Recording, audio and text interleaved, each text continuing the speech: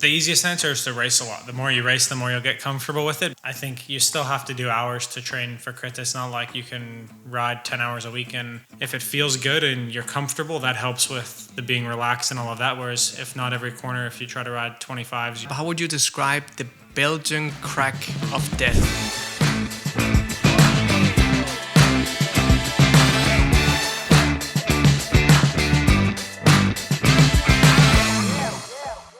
Hey everybody, welcome to the Castelli podcast. I'm really excited to have Luke Lamperti on the show. You guys have definitely seen him in the news in the States and in Europe. The last 2 seasons, he's just been tearing it up.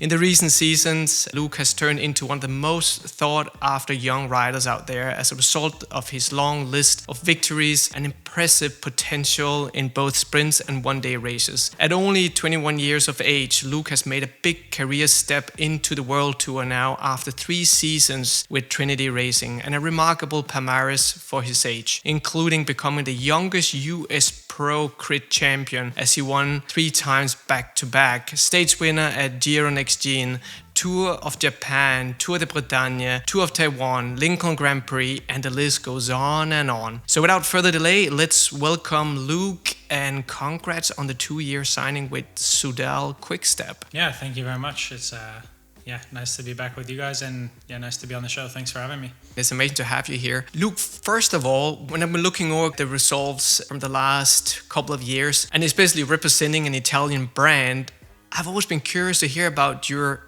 if there are any, Italian roots, because with Lamperti and your brother Gianni, what's the story here? Yeah, I think we have Italian family on my dad's side, quite a ways back, but yeah, I think our names just turned out really Italian. My brother's Gianni and I'm Luciano is my real name on my passport actually. So I go by Luke, but yeah, definitely we have Italian roots in the family, but quite a ways back in the family. But for sure, yeah, originally from Italy. Do you know what part of Italy? Yeah, just outside Lucca. Tuscany, nice. Tuscany, so beautiful place. Yeah, very nice area.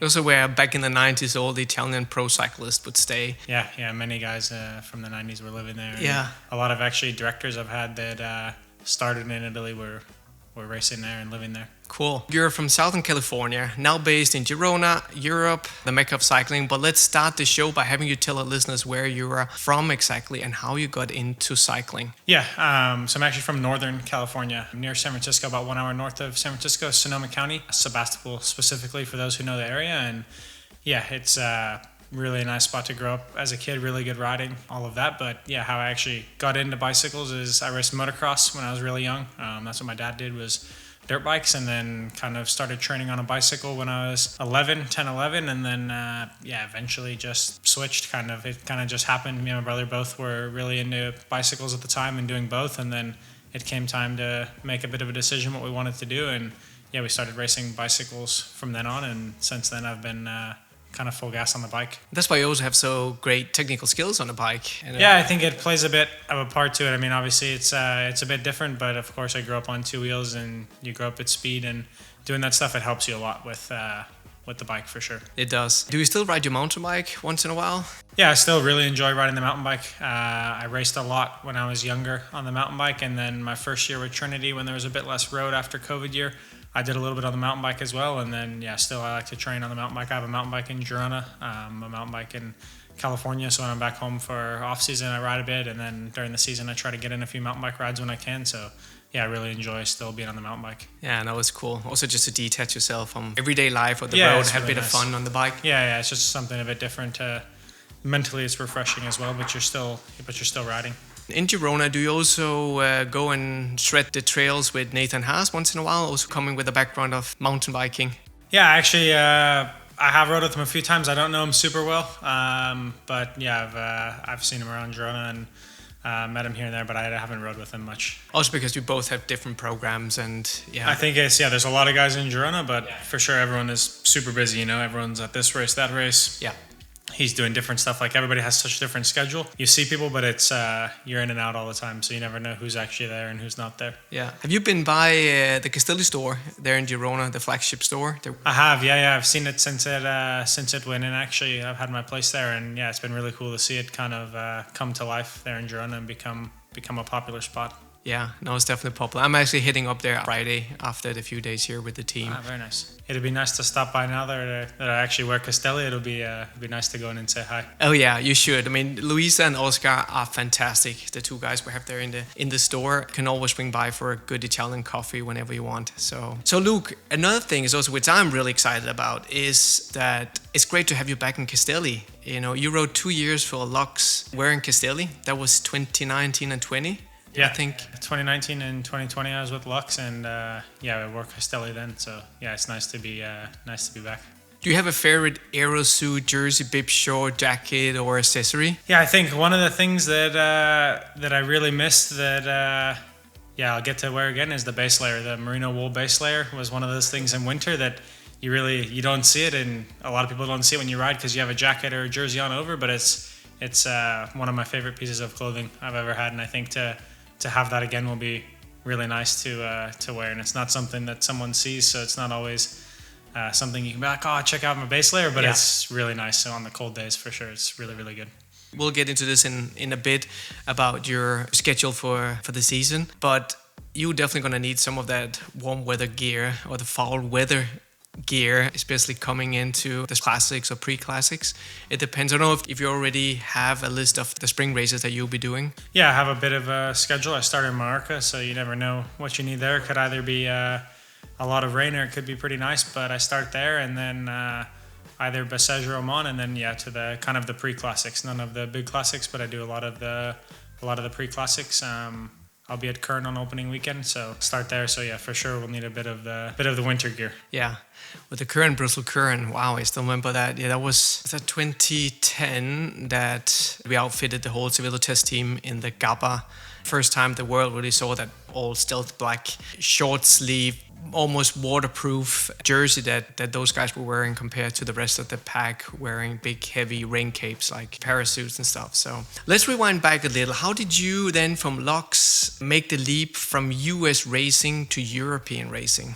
Yeah, so we spent quite a bit of time actually also in 2019 with the national team in Sittard, Netherlands. They have a kind of a hub of USA Cycling, and we did a lot of races that year with the junior national team in the Nations Cup. So again, Bubblegum and Roubaix and all that stuff. And I think that's what kind of got me really into the European racing and a bit more noticed on the European scene. And then the next year, 2020, was COVID year, so there was no junior racing, and that was my last year junior. But in the middle of the year, I had started to talk with quite a few different under-23 teams, and I knew I wanted to make the jump to Europe. It was just kind of a matter of which team I thought was best, and I had the connection with Specialized also through Lux, and I had a good relationship with them, and Trinity also was already my agency before I went to the team, and so I had kind of those two connections with Trinity, and Trinity were trying to make a step up, so they were a bit less known of a team at the time, a bit more just known for Pidcock then, and then I think they made the jump. They made quite a big jump up that next year, and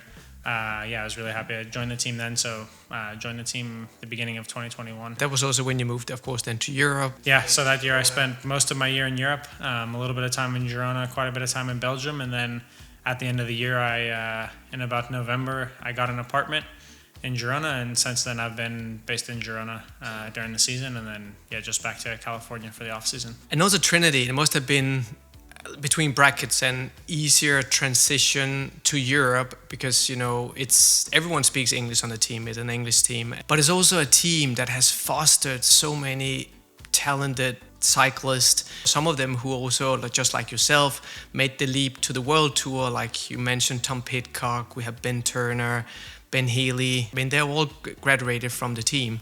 Yeah, there's first off, it's a really good environment. I think it definitely is a lot easier being a British-based team. A lot of the staff speak English and everyone speaks English, so it's easier to integrate into the team. And then, as well as there's always the older guys to look up to that are turning pro. Like you said, my first year there on the team, Ben Turner and Ben Healy, Tom Gloag were all guys who were on the team who now are pro, and I think you have those guys to look up to. And then a few years later now I turned pro with the team, and there's younger guys, and it kind of is they have a really good program there for turning guys pro and doing it in a good environment. I think everyone there is really happy. How was your first race in Europe and how did it go? My first race, I came over with USA Cycling when I was 15 to do Kermesse block when I was Newlingen. So we did like six Kermesses in Belgium. And summertime? I think we did it in August. Yeah. Normally, I think in August. So good weather. It was really good weather. But I can't remember my first race exactly. I think it was a Kermesse for sure in Belgium. I'm not sure which one, but I remember it just being really hectic. Like we showed up and there was 100 kids there, and it's just so much different than the US. Like there was so many kids and quite hectic. But then like we realized those were just like every day in Belgium. Like every day you could do a Kermesse, or Saturday, Sunday, Wednesday. You could only race 3 times a week as a newling, and then every Saturday, Sunday, Wednesday there would be 4 options and 150 kids at each one. But I think right from the start we actually were quite successful on that block. I think we won 3 of the 6 races with the national team then. So I think we kind of hit the ground running, and our age group, I think we took confidence from that, and it kind of just built throughout our junior years, and we were able to have quite a successful junior career with the national team over in Europe, which helped all of us kind of move on to that in 23 ranks and then turn pro. Yeah.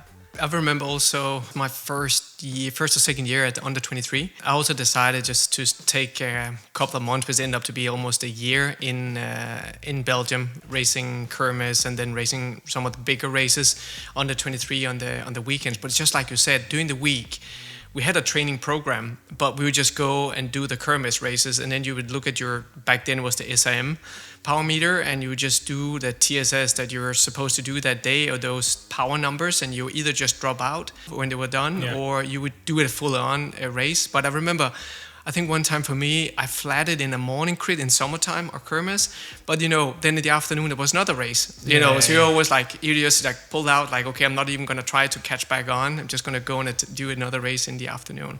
So with your background as US crit champion, what do you prefer, crit racing or Kermesse racing? I really enjoy both. I think I haven't done. We did a bit of Kermesses on Trinity. I've only done a few of the pro ones, but I really enjoy kind of the free style of racing that you get with a Kermesse, and I think that's really nice. Like it's kind of just an open race where everyone feels like they can really race. It's not as controlled and it's not high stakes, and it's a bit for training, but it's still a serious race, which makes it a nice mix of fun, but really hard. Like there's some of the hardest races you can do, I think, because it's just full gas racing the whole time with no control, and you're attacking and going off the front, and then eventually normally a group of 15 guys go, and that's the end. But and then with crit racing, it's a lot, it's very tactical, which I really like the tactical side of all of it, like really thinking about what's happening and knowing what to do, because everyone can go really hard for an hour. It's less, I think it comes down to less about the legs and a lot about how you play the race, and I really like that aspect of it, of really thinking about the race. I've always enjoyed the tactical side, so to pick one is really hard. I think, now I probably do less US criterium, so I'd probably have to say that, because now I get less opportunity to do them, so I think when I can go back and do US crits, I think it's really nice opportunity to be able to. Do you think it's easier to do crit race self-supported versus a Kermesse? I mean, you come in there with no team. I think a lot of the Kermesses, actually, a lot of guys go unsupported with no team. So I think you're in quite an even playing field. Whereas now in the US, there's quite a lot of crit teams. So I think when you show up without a team, you're at a bit of a disadvantage. But also you only have to play off yourself, so there's less going on. But for sure, you're at a bit of a disadvantage now because there's pretty good crit teams in the US. So I think you're racing against other teams, where at a Kermesse, a lot of guys just go for training. Like you said, they ride there and do it and ride home, or they're there for training. So you get a lot of guys who are really good, but on their own as well. So then you're not a team, you're racing against each other, but there's a lot of other guys with the same goal who are riding for themselves. So I think that helps quite a bit, whereas you don't have that as much anymore with US crit racing, whereas in the past, a lot of guys were on their own, and then now it's all kind of the bigger US crit teams that are racing against each other. Do you still see today at the Kermesse races, so I'm talking about my experience 20 years ago, where even on one of those days where you're out there and actually just riding the Kermesse for training, but you knew that if you were working for another team, because you were there just self-supported because it was just a training, you could still cash in some money if you would close some gaps, and you still had to do that effort anyway. Do you still see this around the Belgium Kermesse races today? Yeah, I think you still see it a bit. I think I think now a lot of it's more of like, oh, I'll help you out if, rather than cashing in a bit of their prize money, I think you get a bit more like, oh, I'll help you out because you're a good friend, or we're training partners, but you're on a different team. So it's more of just like, oh, we'll do you a favor. Yeah. Rather than like, oh, we take a bit of your prize money and like there's a given agreement that you'll get a bit of it. Yeah. I think it's more of just doing a bit of a favor, but for sure you see guys helping other guys, or two guys who train together all the time on different teams who race together a bit at a Kermesse on the weekday. How would you describe the Belgian crack of death? Maybe you can also describe this to all listeners here, what it is. Yeah, I think in a lot of Belgium they have concrete, so there's concrete squares instead of tarmac on the road, and yeah, you have the gap in between when it freezes and expands over time. Eventually, you have a small gap, just a little bit wider than your tires, and yeah, if your tires go in there, you're kind of game over. But yeah, you don't want to get your wheels stuck in there, because this can be quite deep in different spots, and yeah, if you get stuck in there, all of a sudden your bike comes to a stop. So it's quite dangerous, but yeah, something everybody knows about when they're racing in Belgium. I think that was one of the first times I was so scared about ending up in that, center crack there every time, or you just have to try to jump over. But I think you just get used to it, and you come in with your big experience and technical skills. So that was one thing. And I think another lesson I learned after my first race was coming through one of the corners with 60 plus kilometers an hour, and I would just barely touch the brakes, and I would have this big dude behind me saying, verdome, verdome, verdome, like, why are you braking now, and of course he was right. I mean, suddenly, a small gap to open up, which I had to close after. So I think those two things were the two hard lessons that I learned back 20 years ago, and it's probably still the same today. Yeah, you learn those ones the hard way for sure. You close gaps all day, and at the end you don't have any legs, so you learn that lesson quick. Yeah, it's a quick one to learn. So Luke, how did everything fall into place getting a World Tour contract with Soudal Quick-Step? Yeah, so the last few years I actually did a camp with the team at the end of 2021 after my first year under 23 with Trinity. So I had been on a camp and had a bit of conversation with the team, and then 2022 I had a okay season, like a lot of top fives. I was consistently always there, second, third, fourth, fifth, but never really won anything, never made that big step. And so I decided to do another year under 23 just this last year in 2023. And yeah, that third year really is what made the difference for me. And this last year I was able to start the season and get a win, and then kind of keep that momentum rolling. And at the beginning of the season, I had quite a few wins, and I think that really helped my conversation with quite a few teams. But yeah, for me, I really wanted to go to Quickstep. It's kind of a dream team for me to join Soudal Quick-Step, and to have that opportunity and make it become a reality after a good start to the season. And signing with the team was kind of the goal, and then to get there and sign with the team worked out. So yeah, it's really exciting. The strongest and biggest classics team from the last 2 decades. So as you also hear, especially with the guys like Lamperti, Girona, Philippe, Asgreen, and then all these guys, there are a lot here also you can learn, because you placed 10th at the Junior Paris-Roubaix, if I'm right. Mm-hmm. So which classics do you hope to ride in your first years in the World Tour? Yeah, my first years probably do less of the big classics like Flanders and Roubaix, but eventually that would be the goal, is to ride some of those with the team. And for sure, it's they have quite a long history in the classics, the team does, and a lot of good riders today still on the team who have done big things in the classics. I think to be teammates with those guys and learn from those guys slowly in the smaller races, and then stepping up into the bigger races will be really nice over the next few years. So yeah, I think the history they have in developing young riders and sprinters and classics riders is really promising, and to be a part of that hopefully is what I look forward to. Yeah, no, definitely. There's definitely much to learn, but also you're learning from some of the best here in the game, but also that whole team spirit there is around. I mean, they call themselves the Wolf Pack, but you definitely, I don't know if you also felt it these first days here with the team, that you are together here in Calpe. It's definitely something that we as partners, that we always felt welcome, more than just a sponsor of the team, but part of the team, but also you see them out there at races. That team spirit is something I think you need to look back to an under 23 or junior team to find. Yeah, I think the environment within the team and the riders and the staff and the partners and everyone is something that it's really special. I think everyone's really really close and really welcoming. Even these first days of camp, how welcoming everyone is, and you really feel a part of the family already. You know, like I've only been here a few days now, and you already feel really, really a part of the team. Now that you're on a Belgian team, what's your preferred way to eat frites? Ketchup or mayo? I'm a ketchup guy. Yeah, I always have. I've always been a ketchup guy, but actually a mix as well. Like sometimes I go for both and then mix it a bit. But normally I'd say ketchup if I were to choose one. What about then fries or waffles? Sweet or the salty guy? Yeah. I think I'm more of a fries guy than waffles, but I do love waffles as well. So it's a hard decision for me. That's a hard decision. Well, let's go for the waffles then in the morning, like pancakes and then... Waffles in the morning and then, definitely waffles over pancakes, but waffles in the morning and then fries later on for sure. Nice.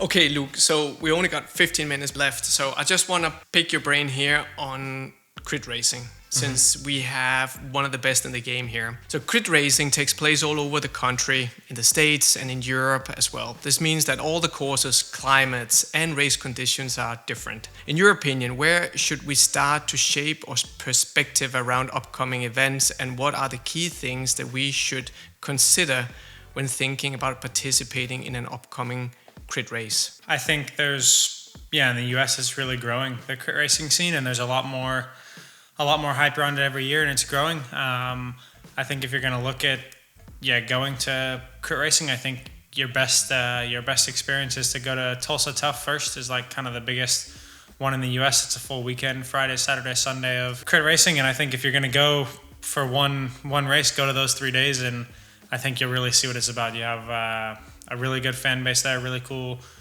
city, and really good racing, and I think that's the best place to start if it were to be up to me. That's the heart of US crit racing. I would say that's the one race I've only been able to do it one time, but it's been it was a really cool race. So I think if you're gonna start at one race, that's the one. It's one big cycling party the whole weekend. Basically, that's a lot of, crit racing is kind of just about the party, and then there happens to be a bike race on the side, and they do a really good job of that. As an amateur cyclist or someone who would like to get into crit racing, what are the key things that you need to look at? Maybe your skills before. Do you need to look at least, okay, what are your strengths and weaknesses? Are you better uphill? Are you better on the flat? Should you be looking at, also when you're looking at, like in the States where you got races all over the place, also the climate, that probably also depends. We talked about Belgium, racing in Belgium in spring is probably going to be very humid, wet, cold, as we know, versus summertime in August. How would someone who would have to will approach coming in or starting crit racing? What should they look at first? I think you can first start with the local crits, but to maximize your strength, you have to see what courses are good for you. Obviously, like any race, there's going to be different courses for you. So just as in the Tour de France, there's climbing days, sprint days, time trial days. In crit racing, there's also days that are a bit hillier and a bit flatter. But I think anyone really still can win a crit. It's just you have to first look at how you can win a crit. If you're a guy who can win it off the front, if you're a guy who can win it in a sprint, kind of are your ways to win the race. And then if you're off the front, do you need to be in a small group, or can you be solo? And I think if you look at it like that, then you can break it down a lot easier from the start. So if you can win it in the sprint, then how do you make it come down to a sprint or be in the group that goes to the line to win? And then if you need to be solo, figuring out what course or how you can do that. And I think that's where you kind of start with crit racing. There's a bit less variety, obviously. If you're just a pure climber, it's going to be hard to be more of a crit racer for sure. There is crits that have quite a bit of climbing, but they're far and few in between. It's less of what crit racing is. So you have to really look at how you can win a crit before, if you're looking to win it. Like, you have to think about that before you start. And then we also have the parcours or the course, because then you have the typical 4-corner crit race that usually takes place in downtown, and then a more maybe technical, I don't know what you call it, 8-corner crit. We got a little bit of everything. There's definitely also variants in the parkour. So you can have a really simple crit that's just 4 corners and a lot less to think about, just really fast. And then you can also have very technical crits in different areas with a lot of corners and tight roads and maybe different pavement surface. Pavement and stuff like that. So you can have a big difference there, which obviously if it's a lot more technical than it, if you're better technically or more punchy, then it can favor you a bit more than a guy who can just roll around 4 corners and have a good sprint. So there's that difference as well, for sure. Yeah, that's probably more those races with the 8 corner crit, or how you call them, lots with some of uphill, downhills, corners, changes in pavement.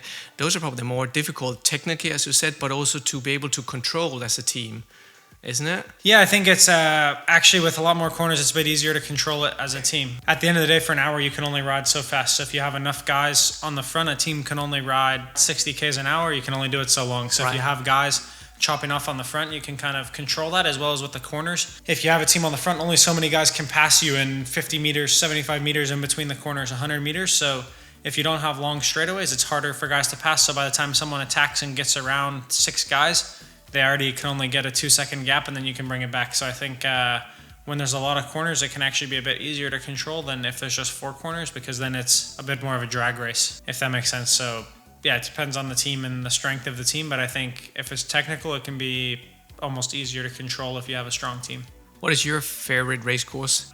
For sure, my favorite course is in Knoxville, where I've won all 3 of my national championships. But yeah, I always say one day I'm going to have put on my own crit there. Now that nationals isn't there anymore, I want to put on a crit in Knoxville Nice. on the same course. But I think more technical. I think for me, I like quite a technical crit. Just, yeah, it's always kind of what I've enjoyed, and it makes it a bit more interesting than 4 corners can be on the boring side of things. Yeah. So the more technical, it makes it a bit more interesting and more going on and more to think about during the race, and can bring in more tactics and all of that. So I quite enjoy a bit more technical. Yeah, but also I think for crit racing, I assume it's similar to track racing. First thing first is that you need to develop this level of comfort, being in the big pack, touching each other's handlebars or knuckles when you're in the field, touching shoulder, being in this little stressful or uncomfortable situation for a lot of cyclists. Yeah, I think once you develop kind of being comfortable in the field and trusting the guys around you, then you're off to a good start for sure. Yeah. And you have to have that comfort before you'll be able to really survive in the races, because if you can't be comfortable in the group, then you're either in the wind the whole time or wasting energy. So like any race, I mean, same within Europe, you have to be comfortable in the middle of the group to get some draft and trust the guys around you. Because I remember sometimes, of course, I raced on a lower level than you, but I remember some guys there gripping the handlebars to death, throughout the race. And you could just see the muscles were fully activated, the tricep, the biceps. That's not the best way to rise a criterium. Yeah, no, it's not the most efficient. Luckily, they're an hour, so you can be a bit more tense than in a 5-hour race, but for sure, you have to be relaxed in any racing to be able to think straight, keep your heart rate down, and all of that. Also, I think the only time that you need to be all activated is when you go for the max sprint. Yeah, exactly. Then everything. How do you think they can practice a level of comfort? Talking about amateurs and just people just getting into crit racing here, is that joining group rides, finding buddies that you can always ride together and build up that confidence over time? Yeah, I think the easiest answer is to race a lot. The more you race, the more you'll get comfortable with it. But obviously, you can't race all the time. So if you have a local group ride, then yeah, that's a good way to do it. When you're training with more people and riding next to someone all the time, you get more comfortable riding close to someone if you're training next to them every day. And those are the best ways, is just doing it, really. There's no at-home practice on your own with it. You just kind of have to do it to learn it. So how would your training program look like preparing for a crit race? I mean, you know what you have to do, you know the recipe, develop a high max power, fast sprints. How would the training program look like? Yeah, I'd say I've never trained specifically for crits. I've always trained for the road, because that's what I've been focused on, is obviously becoming a pro on the road. So I've always done kind of the road racing side, and then jumped into the crits. I think you still have to do hours to train for crits. It's not like you can ride 10 hours a week and be a really competitive crit racer. You still have to train the hours and do just as much. Maybe you can get away with a bit less, but you still have to train if you want to be at the top level of crit racing. And the guys who are doing quite a bit of hours, so I think you train very similar to how we train on the road. You can get away with a bit less and a bit more efforts, so a bit less hours, a bit more efforts maybe, but you have to do quite a bit of high intensity, and then also it's being good at the right time. The season is a lot shorter, and everything is kind of packed into like May, June, July, August instead of February to September, so it's really being good when it counts. I think not being really good in January, but making sure you're really good in that time, May, June, July, that time of year. Sometimes on a training ride, they will always force us to accelerate out of the corner zone, just on normal training ride, just to get that routine into the legs and high cadence. I mean, of course, you look at me, I was never built for crit racing. I was just there, just using more as a training, but they offered Kermesse, but it was definitely good training there. But also when you go into a breakaway, or in a breakaway, you might end up with the guy who has an FTP of 420, and you also have another one maybe with 300. You know your competitors, you know what the strengths and weaknesses are. This is a breakaway of 3-4 people. Keep this breakaway up front. You also need to be able to have the whole team or the whole group work together. How can you encourage some of the riders, especially the one with the lower FTP? Yeah, I mean, your breakaway is only ever going to be as good as the weakest guy, so you can only go as fast as he can go, if you want to keep him in the break. So I think you have to, everybody has to ride a bit to that person's level, and then the other guy's just going to save a bit more and he can pull a bit longer, but he's not going to be able to go much faster because then you're just going to leave the other guys behind. So you have to ride efficient and ride kind of to the weakest guy in the break if you want to make it work all day. But in crit racing, it's a bit more full gas in the breakaways, and if you get dropped out of the break, you get dropped out of the break. You're not doing 180 Ks, 200 Ks with these guys, so you can afford to have a bit less guys and just go full gas. Full gas, yeah. We do another episode on aerodynamics and the importance of the aerodynamics, since 75% of the aerodynamic drag is coming from the rider, the cyclist, and the rest from the bike and the rest of the equipment, the wheels. But I know also that you like to ride, you have done it the last few seasons, 28 mil tires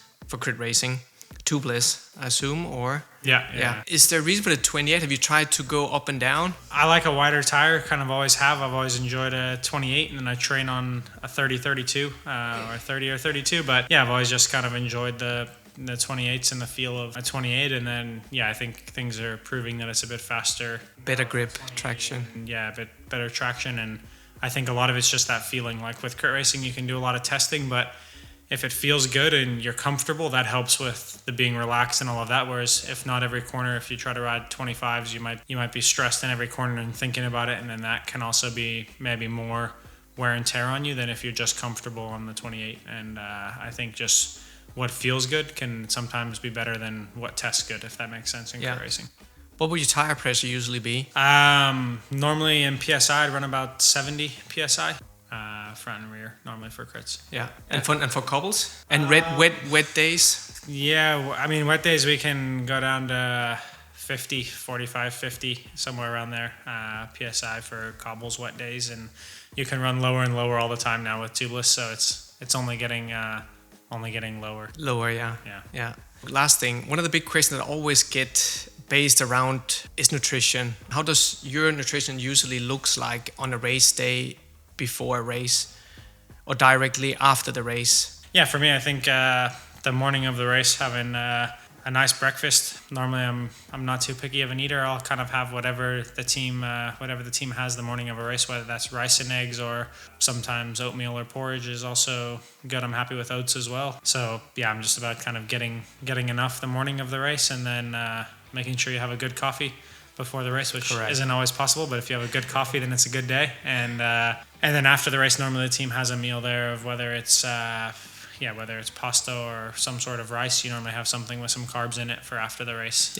So that's kind of the go-to. Do you usually go to the gym all season, or just in the off season? Normally just the off season, and then try to maintain a bit throughout the year, but I don't do a whole lot of gym personally, actually. Normally just mostly in the off season. Luke, it's been amazing to have you on. There's been some action-packed 40 minutes of content here. It was great to get to know you. Unfortunately, I have a few more questions, but time is running out if you need to go downstairs.